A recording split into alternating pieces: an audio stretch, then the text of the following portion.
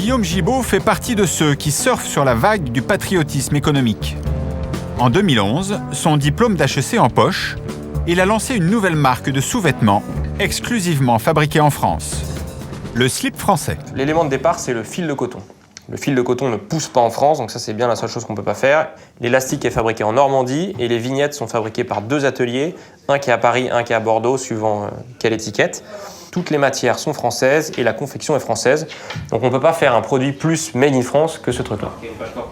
Il vend chacun de ses articles entre 26 et 32 €. 5 fois plus cher que dans la grande distribution. Quelques mois après la création de son entreprise, Guillaume s'est fait connaître grâce à une campagne de publicité sur Internet. Il a détourné les messages des candidats à l'élection présidentielle. Le succès est immédiat. Après un an d'exercice, son chiffre d'affaires atteint 300 000 €.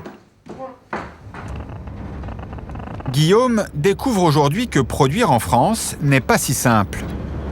Il doit trouver de toute urgence des usines capables de répondre à ses besoins.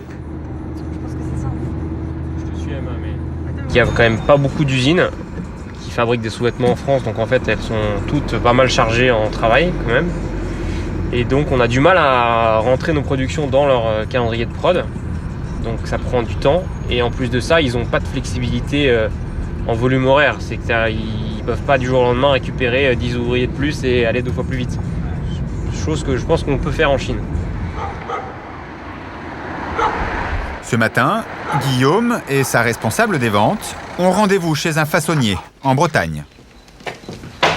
Bonjour Mathieu. Bonjour Guillaume. Comment ça va à la forme ? Ils veulent lui confier la fabrication de 900 pièces de lingerie et de leur future gamme de maillots de bain. Très bien. Pour répondre à cette demande, le jeune patron a d'abord dû investir dans la formation de 6 nouveaux salariés. Du coup, si on parle sur la lingerie, alors expliquez-moi le truc le coût de vos apprentis que vous avez. On a voulu que ces 6 premières personnes, qui ont commencé en octobre, attaquent sur un produit qui soit unique et qu'elles puissent apprendre à apprécier ce produit-là et ensuite avoir une cadence sur ce produit. Vous avez du mal à trouver aujourd'hui de la main-d'œuvre Alors, de la main-d'œuvre qualifiée directement, oui. Ça c'est quasi inexistant de nos jours. Pourquoi ? Parce que dans cette dernière décennie, il y a eu énormément d'entreprises à fermer et les personnes se sont reconverties dans d'autres métiers. Donc il a vraiment fallu faire un travail à long terme sur du recrutement de personnes n'ayant aucune formation. Dans l'atelier, 35 couturières travaillent pour de grandes marques de maillots de bain et de lingerie. Une usine textile qui tourne, en France. Dans un secteur réputé sinistré, l'image peut surprendre. Justine Romain, 25 ans, fait partie des nouvelles recrues en formation. Elle n'avait même pas pensé postuler. C'était compliqué de trouver du travail dans ce secteur ou pas ? En fait, je cherchais pas du tout dans ce secteur-là parce que pour moi, ça se perd de plus en plus. Donc, il n'y a pas beaucoup. Maintenant, il reste plus beaucoup d'entreprises dans le textile. Donc, moi, je ne savais pas qu'il en reste encore.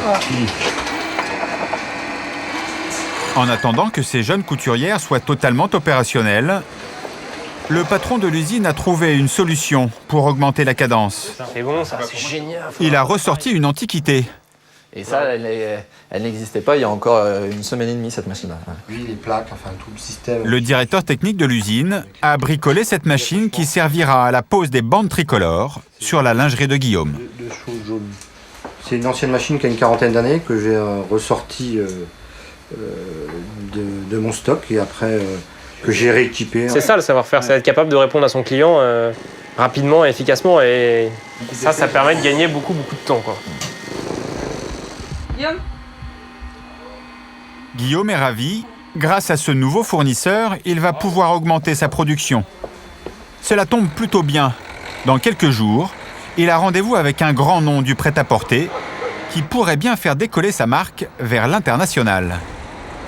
À Paris, il va rencontrer Agnès B, une célèbre styliste, une icône du prêt-à-porter Made in France.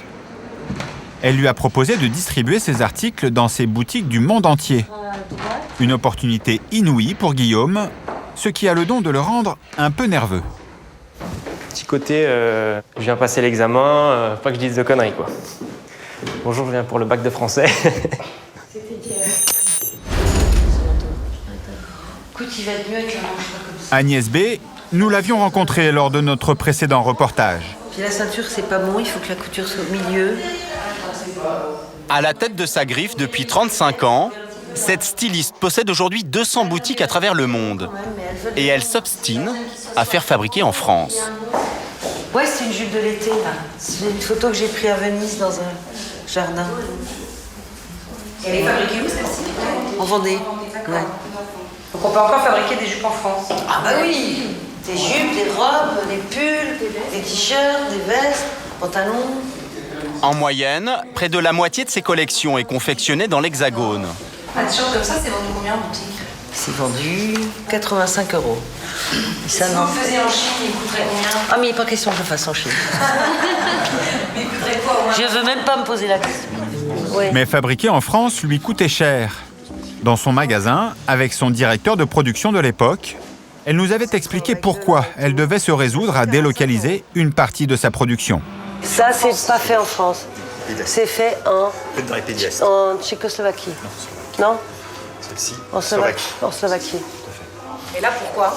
Bah parce qu'il y a 3 zips, il y a pas mal de montage. Ça coûte combien? 245, je crois. Oui, c'est ça, 245 €. Et si c'était fait en France, ça coûterait combien? 400. Oui, dans les 400, Ouais. 450, 495 € voilà. à la vente, si on voulait dégager le même. Et voilà. 3 ans plus tard, Bonjour Agnès. elle n'a pas changé de politique. Oui, moi aussi. Alors, les Français. Exactement, alors là ça va être très français. C'est une maquette, je l'ai fait comme vous m'avez demandé. Alors c'est une maquette, hein, ne prenez pas peur. Oui. Est-ce que ça vous fait marrer ou Moi, je pas? trouve ça très mignon. Ça va plaire beaucoup aux étrangers. Ben, c'est comme un slip dans un drapeau anglais. Nous, on trouve ça rigolo. Hein. Voilà. C'est- Agnès B et son nouveau directeur de production semblent conquis. Bah s'ils sont très bien On n'a coupés, pas ils sont fait top. beaucoup d'essayages. On peut Je me suis dit, c'est intéressant, une jeune boîte qui s'installe en France, qui fabrique en France. La création va être ici, la fabrication ici. Et que c'est maintenant comme ça qu'il faut envisager les choses. Voilà, on va y aller avec les slips, non? Bah, avec grand plaisir, nous on est de la partie. Hein. Voilà. Donc, Avec les tarifs qu'ils pratiquent, Guillaume et Agnès B peuvent se permettre de fabriquer en France. faut envoyer tous les cow-boys d'abord. Dans leur secteur, il reste des exceptions. Tiens, toi, tu vas être avec. Moins de 10% des articles commercialisés par les entreprises textiles françaises sont produits dans l'Hexagone. Pourtant, le Made in France a le vent en poupe. 3/4 des Français se disent prêts à payer plus cher pour consommer tricolore. C'est 3 fois plus que lors de notre premier reportage.